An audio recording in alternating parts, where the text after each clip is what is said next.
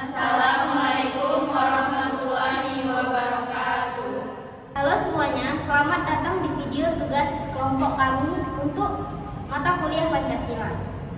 Saya Anissa Hizarah dan bersama 9 rekan saya, hari ini kami akan mengajak kalian membahas sebuah isu yang sangat penting dan dekat dengan kehidupan kita, yaitu dekadensi moral.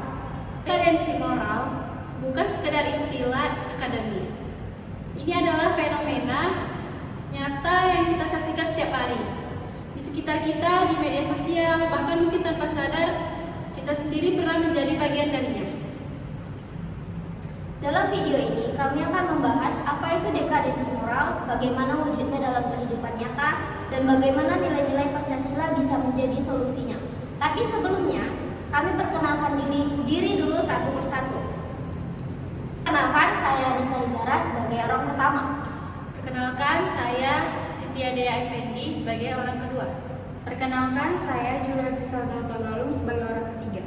Perkenalkan, saya Nuraini Danjun sebagai orang keempat. Perkenalkan, saya Selvi dan Syafitri sebagai orang kelima. Perkenalkan, nama saya Sulja Sawaswati, saya sebagai orang keenam. Perkenalkan, saya Sulfa Juliasi sebagai orang ketujuh. Perkenalkan, saya Tria Anissa sebagai orang kedelapan. Perkenalkan, nama saya Yunwati sebagai orang ke-9. Perkenalkan, nama saya Yunita Patricia Panjaitan sebagai orang ke-10. Dekadensi moral berasal dari kata Latin decadentia yang berarti kemunduran atau kemerosotan. Dalam konteks sosial, dekadensi moral adalah melemahnya nilai-nilai etika, norma, dan akhlak dalam kehidupan bermasyarakat. Fenomena ini bukan hal baru, namun di era digital dan globalisasi seperti sekarang, dekadensi moral terjadi jauh lebih cepat dan masif. Informasinya menyebar dalam hitungan detik, begitu pula pengaruh negatifnya. Berdasarkan berbagai laporan, kasus perundungan, penyebaran hoaks, dan tindakan tidak jujur di kalangan pelajar dan mahasiswa terus meningkat dari tahun ke tahun. Ini bukan sekedar angka, ini adalah cerminan bahwa ada yang mulai retak dalam fondasi moral generasi kita. Lalu, muncul pertanyaan besar. Jika Indonesia memiliki Pancasila sebagai dasar negara dan pandangan hidup bangsa, mengapa dekadensi moral ini masih terjadi? Apakah Pancasila tidak cukup? Atau kita yang belum sungguh-sungguh mengamalkannya? Itulah yang akan kita telusuri bersama video ini. Nah, mari kita mulai dengan melihat wujud nyata dekadensi moral yang mungkin tanpa sadar sering kita temui sehari-hari.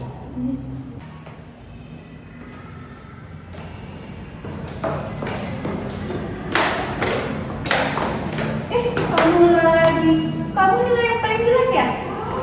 Udah males, cantik-cantikan orang lagi. Dasar. Adegan ini mungkin terasa familiar.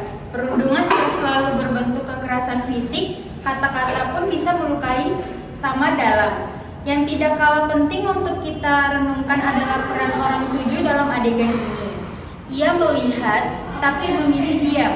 Dalam Pancasila, sila kedua mengajarkan kemanusiaan yang adil dan beradab. Diam saat menyaksikan ketidakadilan bukan netralitas. Itu adalah bentuk pembiaraan. Kamu udah baca ini belum? Viral banget katanya. Katanya salah satu kampus di sini ketahuan jual nilai. Nama dosennya udah disebut-sebut juga loh. Gila ya. Serius? Aku share ke grup angkatan deh biar semua pada tahu. Iya, share aja. Orang-orang harus tahu ini. Hanya dalam hitungan detik, informasi yang belum tentu benar sudah tersebar ke puluhan bahkan ratusan orang. Inilah wajah dekadensi moral di era digital. Bukan hanya tentang apa yang kita lakukan secara fisik, tetapi tentang apa yang kita sebarkan tanpa bertanggung jawab. Sila keempat Pancasila menuntut kita untuk berpikir dengan nikmat dan kebijaksanaan. Sebelum bertindak, termasuk sebelum menekan tombol share.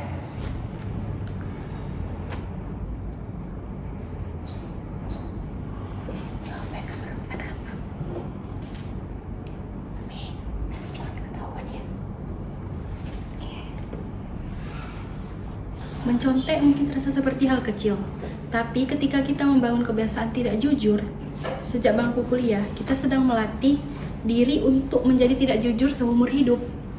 Sila pertama, Pancasila, ketuhanan yang Maha Esa, mengandung nilai integritas dan kejujuran di hadapan Tuhan. Nilai yang kita raih dengan orang bukan prestasi, itu adalah kebohongan yang kita bungkus dengan angka.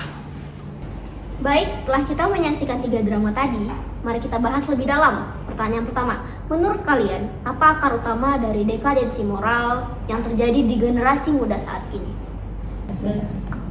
Kalau menurut saya, salah satu akarnya adalah krisis identitas.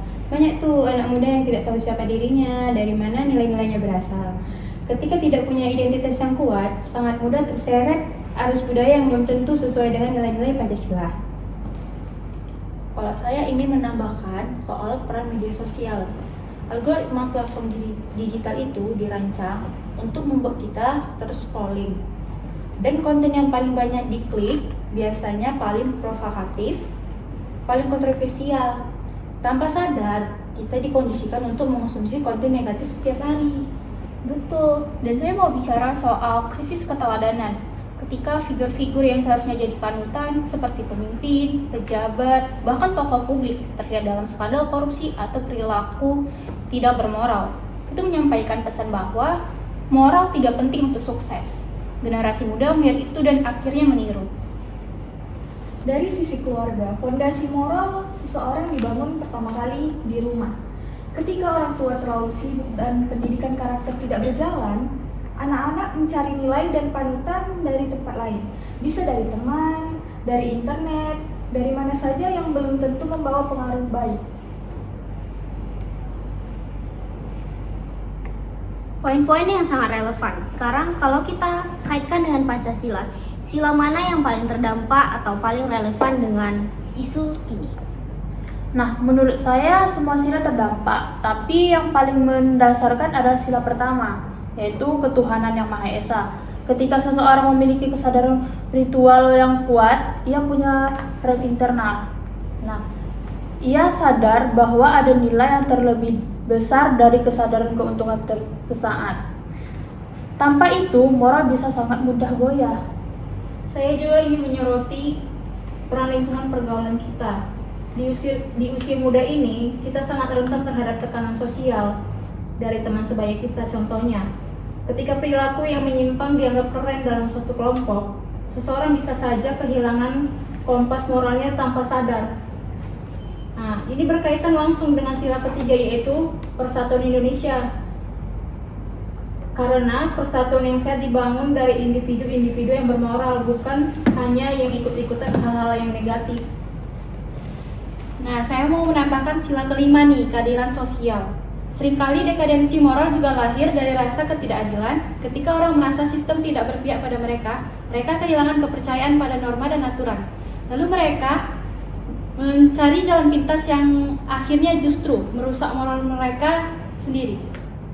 Jadi, benang merahnya jelas, dekadensi moral bukan masalah yang berdiri sendiri. Ia adalah hasil dari banyak faktor yang saling berkaitan. Melemahnya spiritualitas, pengaruh lingkungan, krisis, keteladanan, dan ketimpangan sosial. Pancasila sebenarnya sudah menjawab semua itu, tinggal apakah kita mau sungguh-sungguh mengamalkannya? Nah, tepat sekali, karena Pancasila bukan dokumen mati. Ia adalah panduan hidup yang sangat relevan, bahkan untuk tantangan moral di era digital sekalipun. Yang perlu berubah bukan Pancasilanya, tapi kesadaran kita dalam mengamalkannya. 1. Jadilah jujur dalam hal-hal kecil. Kejujuran akademik, menepati janji, tidak mencontek. Integritas dibangun dari kebiasaan kecil setiap hari. Nah, yang kedua, verifikasi sebelum menyebarkan informasi. Terapkan prinsip sharing sebelum sharing. Satu klik bisa menyelamatkan atau menghancurkan reputasi seseorang. Nah, dan yang ketiga, perkuat kesadaran spiritual. Apapun agama dan kepercayaan kita, nilai-nilai ketuhanan mengajarkan kita untuk bertanggung jawab atas setiap perbuatan. Yang keempat, berani menegur, bukan hanya menonton. Karena ketika melihat ketidakadilan, bersuaralah. Diam bukan netral, diam adalah pembiaran. Kelima, jagalah lingkungan pergaulan. Pilih komunitas yang sangat mendukung dan mengingat dalam kebaikan. Moral yang kuat tumbuh dari lingkungan yang sehat. Keenam, gunakan media sosial untuk kebaikan. Sebarkan konten positif, inspiratif, dan edukatif. Jadilah bagian dari solusi, bukan bagian dari kebisingan negatif. Ketujuh, hidupkan kembali budaya gotong royong. Kepedulian pada sesama adalah wujud nyata sila kedua dan ketiga Pancasila dalam kehidupan sehari-hari. 8. Jadilah teladan di lingkup terkecil. Mulai dari keluarga, kos, kelas, organisasi. Perubahan besar dimulai dari lingkaran kecil. Nah, ke-9, pelajari Pancasila bukan untuk dihafal, tapi untuk diamalkan, dipahami maknanya.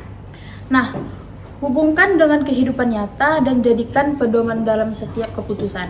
Dan yang ke-10, percayai bahwa satu orang bisa membuat perbedaan. Dekadensi moral terjadi karena terlalu banyak orang yang merasa perannya tidak berarti mulai dari dirimu dan hari ini.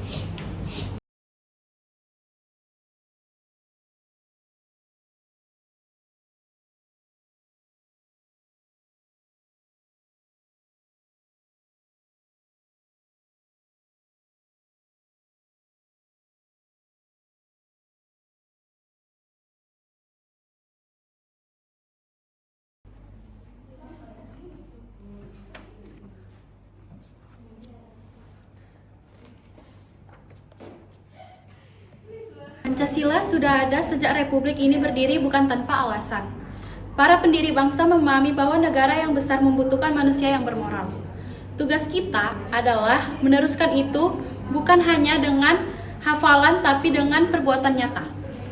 Jangan tunggu orang lain berubah dulu, jangan tunggu sistem berubah dulu, mulai dari yang paling kita bisa kendalikan diri kita sendiri.